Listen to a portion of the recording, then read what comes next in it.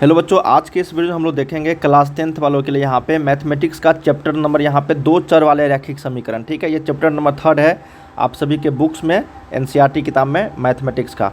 ये सारे क्वेश्चन इस चैप्टर से जितने भी प्रश्न पूछे गए अभी तक आप लोगों के बोर्ड परीक्षा में वो तो हम लोग करेंगे ही करेंगे, और जो भी इंपॉर्टेंट क्वेश्चन बनते हैं वो भी मैं आपको इस वीडियो में बताऊँगा। ठीक है, अगर आप भी क्लास 10th के छात्र और आने वाले बोर्ड परीक्षा में अगर शामिल होने वाले हैं तो इस वीडियो को अंत तक सारे देखना।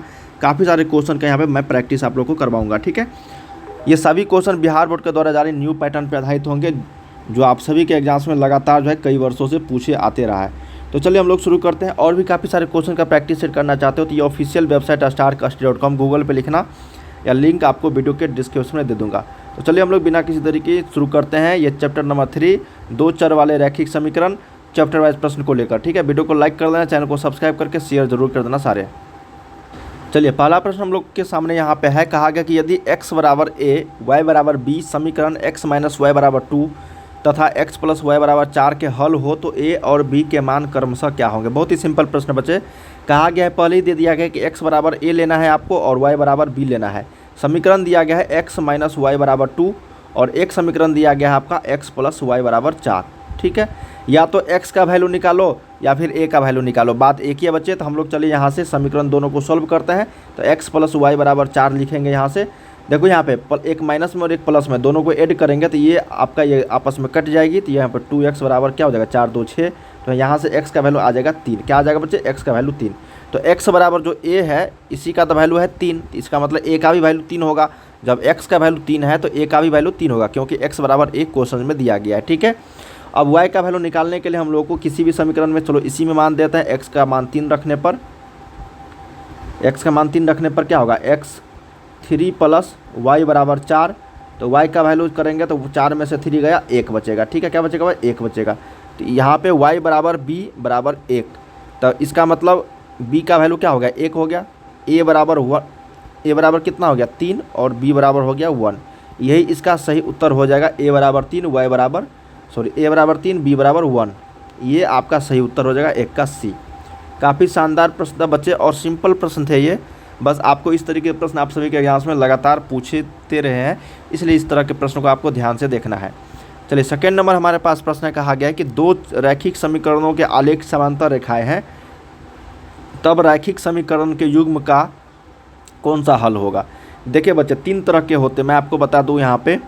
एक होता है आपका समानांतर। ठीक है, जैसे ये समानांतर आलेख, ये पहला समीकरण हो गया और ये दूसरा समीकरण हो गया। जब दोनों रेखाओं का जो दोनों समीकरणों की जो रेखाएं होगी अगर समानांतर हो गया, क्या हो गया समांतर, तो याद रखना इसका जो है कोई हल नहीं होगा। क्या होगा, कोई हल नहीं होगी, कोई हल नहीं होगी। ठीक है, यहाँ पे ऑप्शन नंबर डी इसका सही उत्तर हो जाएगा, कोई हल नहीं होगी। ये आपका पहला हो गया।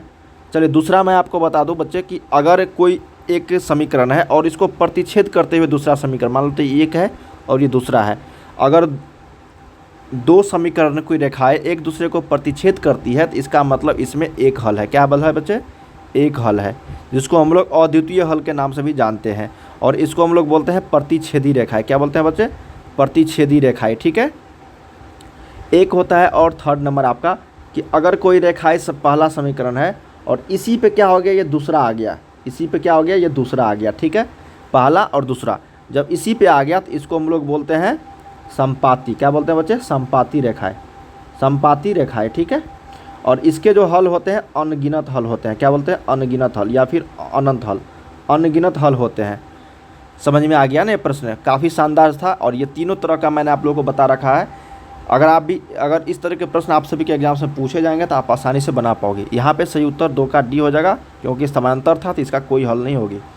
थर्ड नंबर प्रश्न हमारे पास कि समीकरण निकाय 3x प्लस के वाई बराबर 0 तथा 2x प्लस 5y बराबर 20 के अद्वितीय हल होने के लिए k का मान क्या होगा। अब देखो अद्वितीय हल होने के लिए केवल और केवल एक हल, देखो एक हल होने के लिए या तो अद्वितीय हल बोलेगा या फिर एक हल होने के लिए बोलेगा। ठीक है, तो यहाँ पर अद्वितीय हल बोला गया था। अब देखो इसको ध्यान से, क्या बोला था मैंने, और हाँ ये अद्वितीय एक मतलब एक हल होने के लिए जो शर्त है, देखो इसका शर्त होती है, शर्त क्या है देखो, a1 बटा में a2 नोट इजकल टू होता है b1 बटा में b2। ध्यान रखना है, नोट इजकल टू होता है b1 बटा में b2। अब देखो ये होता है a1, ये होता है आपका B1, ठीक है, और ये होता है C1, ये होता है A2, ये होता है B2 और ये होता है C2। अब देखो A1 बटा में A2, तो यहाँ पे A1 कितना है 3 है और A2 कितना है 2 है। यहाँ पे नॉट इक्वल टू B1 कितना है K है और B2 कितना है आपका 5 है ना। अब इसको क्रॉस मल्टीप्लिकेशन करोगे तो ये 2 के क्रॉस यहाँ पे नॉट इक्वल टू 5 या 15 हो जाएगा, तो यहाँ से K का वैल्यू निकालेंगे तो ये हो जाएगा 15/2। इसका मतलब K का जो वैल्यू होगा यहाँ पे 15/2 हम लोग नहीं रखेंगे, तो ये आपका क्या हो जाएगा, एक हल हो जाएगी, ठीक है। तो यहाँ पे सही उत्तर क्या होगा, 3 का A करेक्ट हो जाएगी। क्या हो जाएगा बच्चे, 3 का A यहाँ पे करेक्ट आंसर हो जाएगी। बहुत ही सिंपल प्रश्न था, बस आपको शर्त पता होनी चाहिए। अभी आगे आएगा समांतर हल होने के लिए शर्त क्या है, ठीक है, समपाती रेखाएं होने के लिए शर्त क्या है, अभी जस्ट आगे आएगा तो मैं आपको बताऊंगा। अब देखो 4th नंबर है कि युग्म समीकरण का हल कितना होगा। देखो हल, अब देखो यहाँ पे ये A1 है, ये आपका B1 है और ये आपका C1 है, A2 है, B2 है और ये C2 है। A1 बटा में A2 बराबर B1 बटा में B2 बराबर C1 बटा में C2। अभी बता ना रहा हूँ, मतलब लिख रहा हूँ कि क्या ये इक्वल है या फिर क्या है। देखो A1 के जगह पे अगर कुछ नहीं तो यहाँ पे 1 है पहले से, तो 1 बटा में 2 बराबर लिखेंगे 2 बटा में 4 और बराबर लिखेंगे 4 बटा में 8। देखो 1 बटा में 2, जब इसको कटाओगे तो ये हो जाएगा 2 दूनी 4, 4 दूनी 8। इसका मतलब बच्चे ये हो गया 1 बटा में 2 बराबर 1 बटा में 2 बराबर 1 बटा में 2, मतलब तीनों इक्वल हो गया, ठीक है। तीनों इक्वल जब होता है तो आपको बताया मैंने अनगिनत हल हो जाता है। क्या होता है बच्चे, अनगिनत हल हो जाती है, इनफाइनाइट सॉल्यूशन हो जाती है। 4 का सही उत्तर आपको डी करेक्ट होगा। 5th नंबर प्रश्न है कि यदि रैखिक समीकरणों का युग्म संगत हो तो रेखाएं क्या होगी। क्या प्रश्न हमारे पास कि यदि रैखिक समीकरणों का युग्म संगत हो तो रेखाएं क्या होगी, ठीक है। जब संगत हो जाएगा ना रैखिक समीकरणों का युग्म, जब संगत हो जाएगा तो हमेशा याद रखना वो क्या होगा, संपाती होगा। क्या होगा, संपाती होगा। जब संगत हो जाएगा ना युग्म किसी भी समीकरण का, तो वो हमेशा याद रखना संपाती होगा, ठीक है। और यहाँ पे देखो समांतर में क्या होगा, असंगत होगा। क्या होगा, असंगत, जिसको हम लोग विरोधी भी बोलते हैं। क्या बोलते हैं, विरोधी। हमेशा प्रतिच्छेदी को बोलते हैं अविरोधी। क्या बोलते हैं बच्चे, अविरोधी, ठीक है, याद रखना है। हमेशा संपाती को बोलते हैं संगम, संगत, संगत या फिर आश्रित, ठीक है। ये 3 चीज़ आपको ध्यान में रखनी है। 5 का सही उत्तर आपको यहाँ पे एक करेक्ट हो जाएगा, ऑलवेज कॉन्सिडेंट, ठीक है। अगला है यहाँ पे कि x + y बराबर 3 तथा 3x - 2y बराबर 4 के हल क्या होगा। देखो x + y बराबर 3 है और 3x - 2y बराबर 4 है, ठीक है। इसका हल अगर हम लोग करेंगे तो देखो यहाँ से एक को तो कटाना पड़ेगा। चलो हम लोग इसको y को कटाते हैं, तो इसमें 2 से मल्टीप्लाई करोगे तो यहाँ भी 2 से मल्टीप्लाई करोगे, यहाँ भी 2 से मल्टीप्लाई करोगे, ठीक है। देखो ये 2y से -2y चला गया तो 2x + 3x, ये हो जाएगा 5x बराबर 3 दूनी 6 और 4 10। तो x बराबर कितना हो गया, 2 हो गया। x बराबर क्या हो गया, 2। अब x का वैल्यू यहाँ पे किसी भी दे दो। देखो x का मान यहाँ पे है 2, यही ऑप्शन सही है, लेकिन y का भी मान हम लोग निकाल सकते हैं। तो यहाँ पे x + y बराबर 3 है, जिसमें x का वैल्यू अगर 2 है तो y का वैल्यू निकालेंगे, तो यहाँ से y का वैल्यू निकालेगा, 3 में से 2 गया तो 1, y का वैल्यू क्या हो गया, 1 आ गया, ठीक है। x बराबर 2 और y बराबर आपका 1। सही उत्तर ए करेक्ट होगा 6 का। 7 नंबर देखते हैं बच्चे क्या प्रश्न है हमारे पास। कहा गया यहाँ पे कि निम्नलिखित में से कौन 6x - 2y बराबर 0 तथा 10x + 2y बराबर 32 का हल होगा। सिंपल है, बस आपको कैलकुलेशन करनी है, x और y का वैल्यू निकालनी है। तो 6x - 2y बराबर 0 है और 10x + 2y बराबर 32 है, ठीक है। देखो पहले से 2y इक्वल है और प्लस माइनस है, तो ये दोनों क्या होगा, आपस में जोड़ोगे तो कट जाएगी। यहाँ पे हो जाएगा 16x और यहाँ पे हो जाएगा 0 + 32 32। तो x का वैल्यू 2 आ गया। जैसे ही x का वैल्यू 2 आ गया बच्चे, अब किसी भी समीकरण में रख दो, यहाँ पे रख दो x का वैल्यू 2, तो 6 × 2 - 2y बराबर 0। जब इस साइड लेकर जाओगे तो 2y बराबर हो जाएगा 12, x का वैल्यू y का वैल्यू आ जाएगा कितना, 6 आ जाएगा। मतलब x का वैल्यू 2 और y का वैल्यू 6। देख तो किस ऑप्शन में है, वही आंसर होगा। ऑप्शन नंबर आपको बी में है, 7 का बी करेक्ट हो जाएगा बच्चे। चलिए अगला देखते हैं 8 नंबर कि यदि रेखाएं 4x + py बराबर 6 तथा 12x + 9y बराबर 15 समांतर है तो p का मान क्या होगा। समानांतर हो, पहले ही बोल दिया गया है। तो समांतर होने के लिए जो शर्त होती है वो होता है आपका, देखो A1 बटा में A2 बराबर होता है B1 बटा में B2, ये होता है। और नॉट इक्वल टू होता है C1 बटा में C2। ये होता है बच्चे समांतर होने के लिए शर्त। क्या होता है? समांतर के लिए शर्त। ठीक है, समांतर के लिए शर्त होनी चाहिए। A1 के जगह पे 4 है, A2 के जगह पे 12 है, B1 के जगह पे P है और B2 के जगह पे 9 है। तो यहाँ से करो 4 तिया 12 और 3 तिया 9, आपस में कट गया तो P का वैल्यू यहाँ से 3 आ गया। ऑप्शन नंबर B करेक्ट हो जाएगा। ठीक है, इसको ध्यान से देखना है आप लोग को। B is the right answer, 8 का B। 9 नंबर है, कहा गया है प्रश्न कि समीकरण निकाय के अनगिनत हल होने के लिए, अनगिनत हल होने के लिए मैंने आपको बता रखा है शर्त क्या होता है। बस आपको शर्त पता होनी चाहिए, आसानी से बनते जाएंगे क्वेश्चन। ठीक है, A1 बटा में A2 बराबर B1 बटा में B2 बराबर C1 बटा में C2। अब देखो यहाँ से x का मान एक A1 के जगह पे 1 है, A2 के 5 है, B1 के जगह पे 2 है और B2 के जगह पे k है, C1 के जगह पे 3 है और C3 के जगह पे 15 है। देखो या तो आप इससे मल्टीप्लाई कर सकते हो या फिर इस दोनों से कल करोगे तो k का वैल्यू निकाल सकते हो। चलो हम लोग इसी दोनों में निकालते हैं। तो 1 बटा में 5 बराबर 2 बटा में k है, क्रॉस मल्टीप्लिकेशन करोगे तो k का मान 10 आ जाएगा। k का मान 10 आ जाएगा, यही इसका सही उत्तर है। अगर नहीं विश्वास है तो आप इस दोनों को भी लेके देख सकते हो। देखो 2 बटा में k बराबर 3 बटा में 15। ठीक है, क्रॉस मल्टीप्लिकेशन करोगे 3k बराबर 30। अब यहाँ से k का वैल्यू देखो 30 बटा में 3 आ जाएगा, कितना 10 आ जाएगा। दोनों तरफ से k का वैल्यू क्या आ गया? 10 आ गया। इसलिए हम लोग कह सकते हैं यहाँ पे अनगिनत हल होने के लिए k का वैल्यू क्या होगा? 10 होनी चाहिए। चलिए अगला देखते हैं। यहाँ पे प्रश्न हमारे पास है। अब देखो प्रश्न हमारे पास ये काफ़ी शानदार प्रश्न है बच्चे कि y बराबर 8 का आलेख निम्नलिखित में से किस बिंदु से होकर नहीं गुजरेगी। ये आपका कोऑर्डिनेट ज्योमेट्री का भी प्रश्न है, मतलब नियामक ज्यामिति का भी प्रश्न है।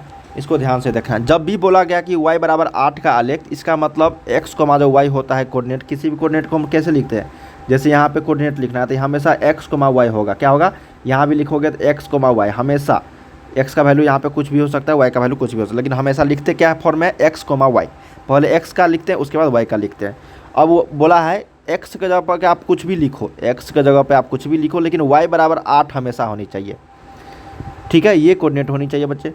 अब देखो x के जगह पे कुछ भी लिखा लेकिन y के जगह पे 8 है, x के जगह पे कुछ भी लिखा लेकिन y के जगह पे 8 है, x की जगह पे कुछ भी लिखा लेकिन y के जगह पे 8 है। लेकिन यहाँ देखो बच्चे, x के जगह पे तो 8 लिख दिया लेकिन y के जगह पे क्या लिख दिया? 1 लिख दिया, जो बिल्कुल यहाँ पे गलत है। और ये बिंदु से होकर नहीं गुजरेगी, इसलिए ऑप्शन नंबर डी करेक्ट होगा 10 का। अब बताओ, मैं आपको बता दूं, x बराबर 4 का आलेख जो है बोलेगा तो इसका मतलब हुआ 4 तो रहना ही चाहिए। ठीक है, हमेशा y का मान कुछ भी रखो, 1 2 3 कुछ भी रखो, तो ये आपका x बराबर 4 से होकर गुजरेगा। ठीक है, ये ध्यान में रखनी है। चलिए अगला प्रश्न देखते हैं। अगला प्रश्न हमारे पास है बच्चे, कहा गया है यहाँ पे देख लो कि 2 के पावर x प्लस वाई, 2 के पावर x माइनस वाई, 2 के पावर 3/2, तो y का मान क्या होगा? बहुत ही सिंपल है बच्चे।